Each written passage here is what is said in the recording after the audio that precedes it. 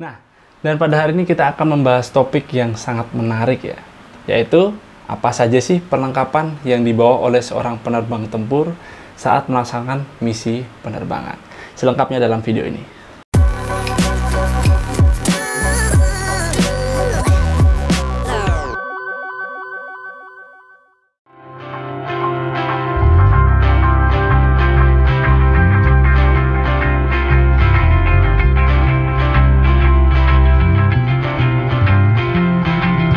Hamparan langit biru pancarkan suasana tenang di angkasa.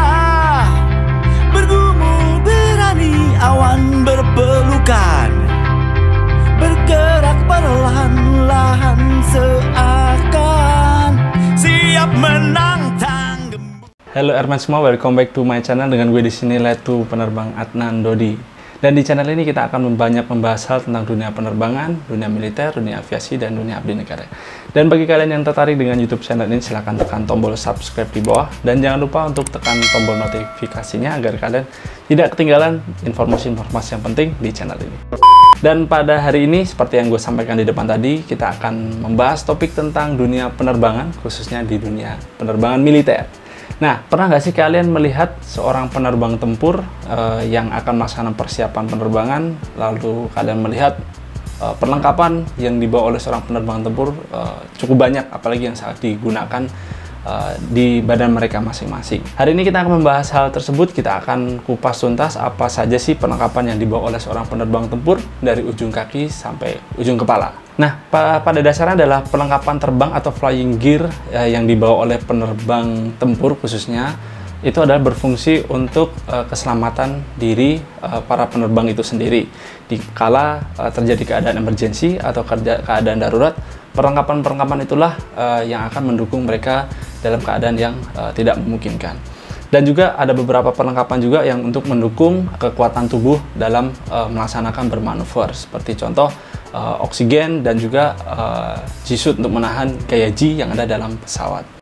Nah, kita coba sekarang bahas dari pakaian yang digunakan oleh para penerbang tempur itu sendiri. Yang pertama adalah coverall.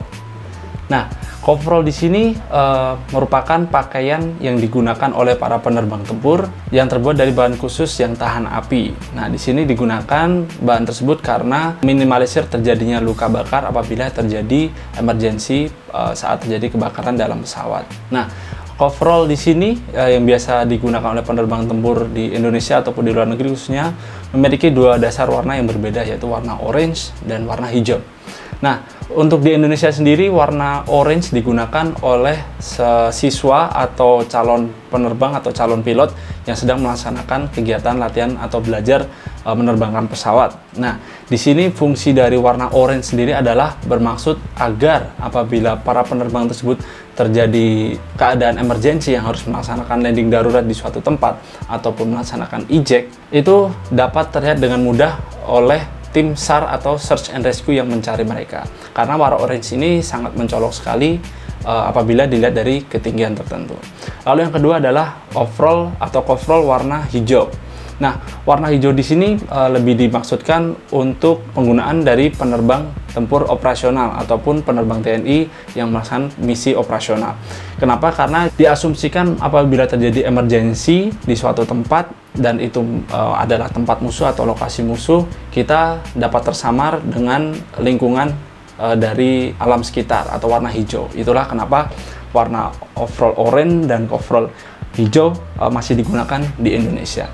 Nah, di sini kita juga bisa melihat banyak sekali kantong-kantong yang dimiliki dari coverall tersebut. Di situ juga memiliki banyak fungsi juga, baik dari resleting berada di dada, lalu tempat pulpen yang ada di lengan kiri, tempat spidol di paha bawah, lalu banyak kantong sekali di bagian kaki kita.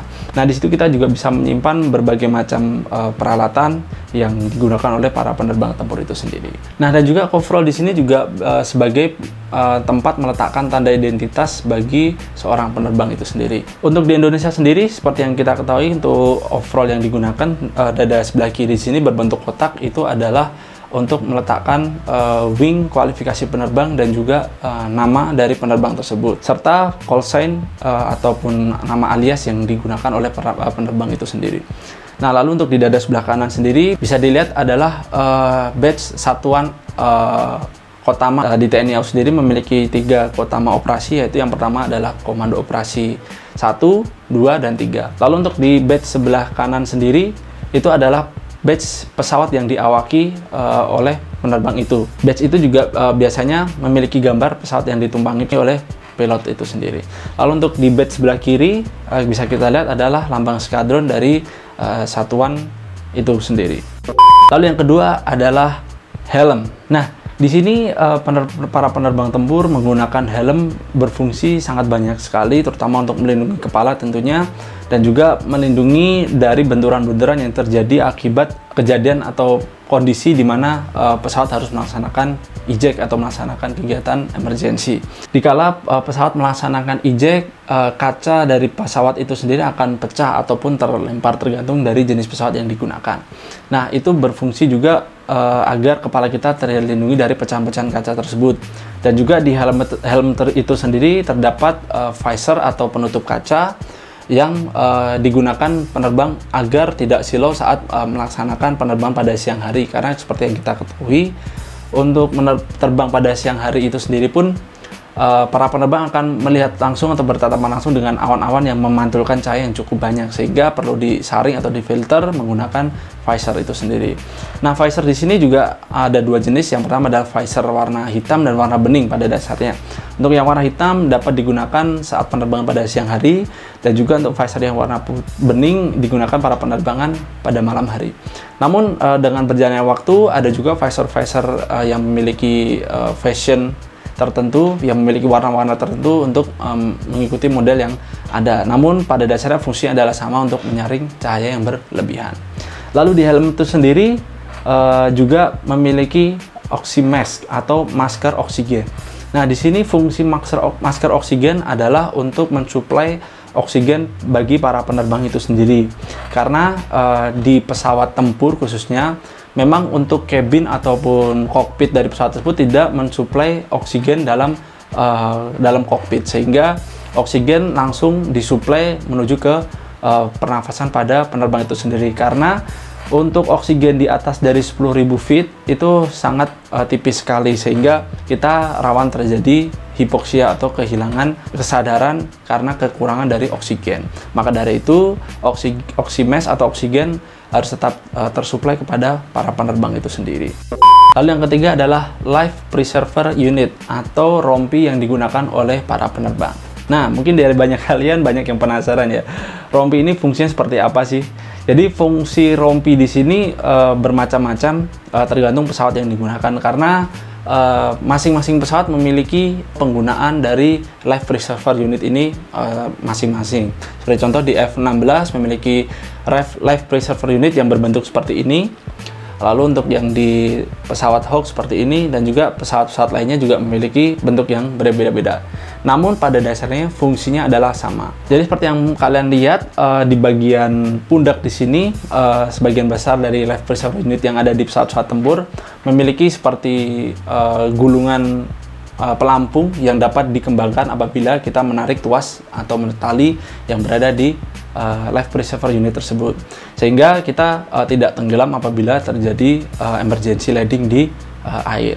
Namun pada dasarnya di ejection seat yang terdapat di pesawat tempur itu sudah terdapat dinges one man atau perahu karet yang dapat digunakan dalam keadaan emergency, sehingga kita dapat menaiki kapal karet kecil tersebut untuk menunggu pertolongan datang. Nah, selain pelampung itu sendiri, kita juga dapat menemukan ELT atau Emergency Locator Transmitter, atau alat untuk pendeteksi posisi kita apabila kita melaksanakan eject ataupun kita melaksanakan pendaratan darurat di suatu tempat, sehingga kita dapat memancarkan sinyal emergency yang dapat diterima oleh kawan atau pasukan kawan, sehingga kita dapat ditemukan.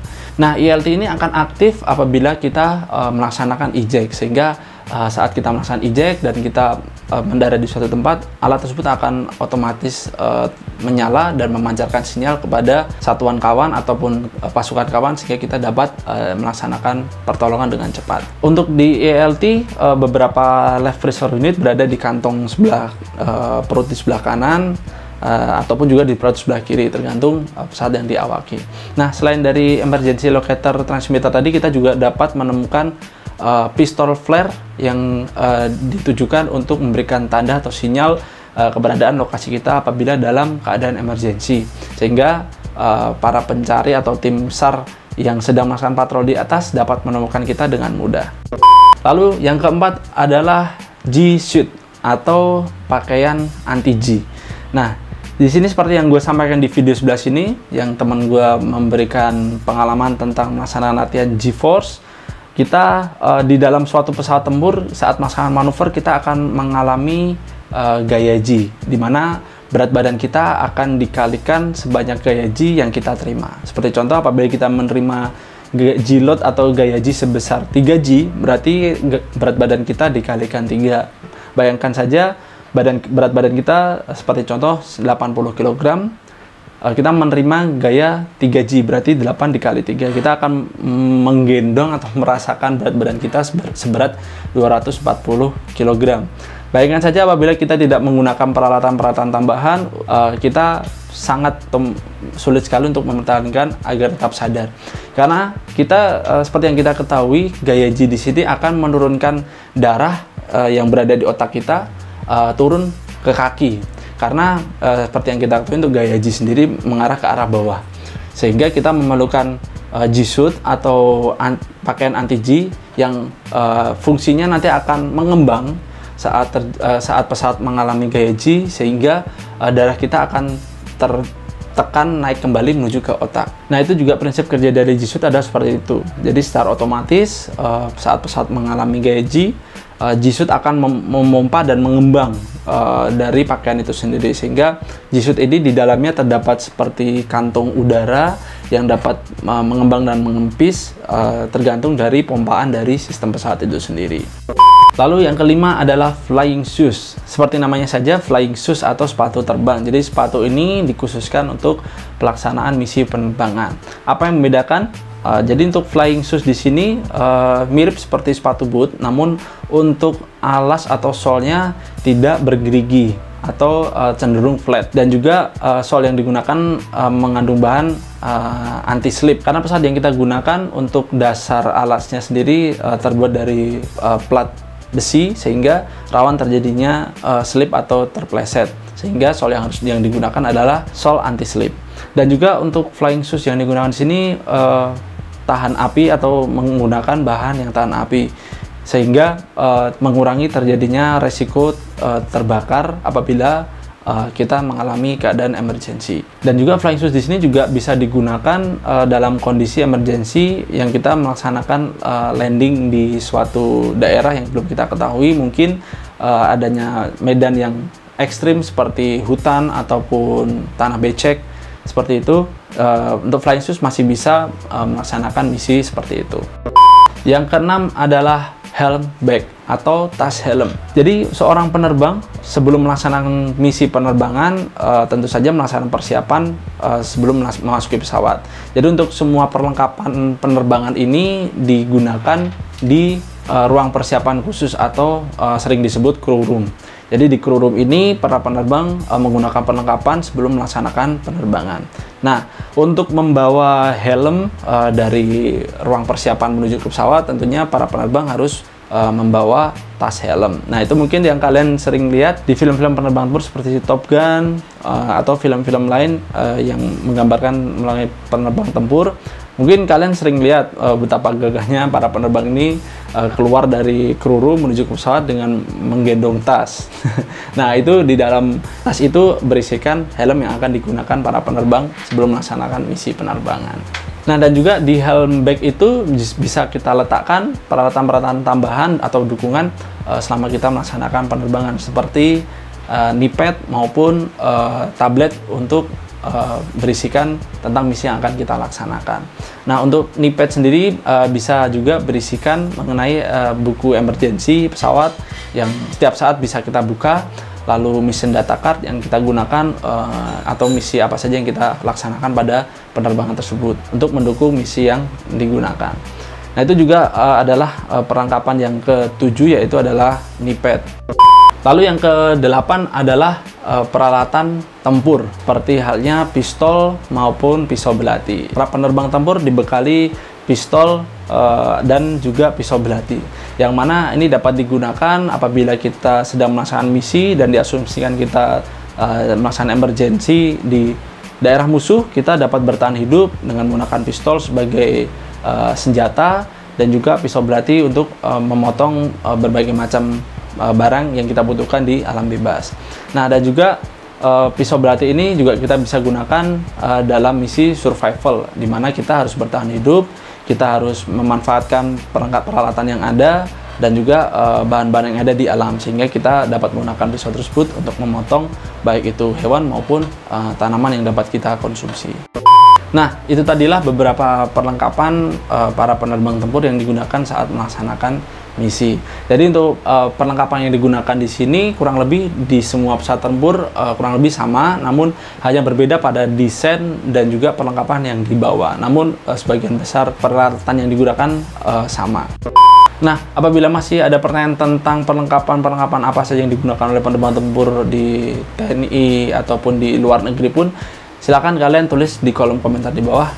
Insya Allah akan gue jawab apabila yang bisa gue jawab. Nah, sekali lagi buat teman-teman yang baru datang di channel ini dan tertarik dengan konten-konten seperti barusan yang gue sampaikan, silakan tekan tombol subscribe di bawah dan juga tekan tombol notifikasinya agar kalian tidak tertinggal dengan informasi yang berada di channel YouTube ini. Dan juga jangan lupa sharing ke teman-teman kalian agar lebih bermanfaat tentang penerbang tempur di Indonesia sendiri. Nah, mungkin itu saja yang dapat gue sampaikan pada episode kali ini, dan gue selalu mengingatkan tetap jaga kesehatan, tetap memakai masker, mencuci tangan, dan juga menjaga jarak karena COVID-19 masih berkeliaran di mana-mana. Terima kasih atas perhatian kalian. Salam Airman.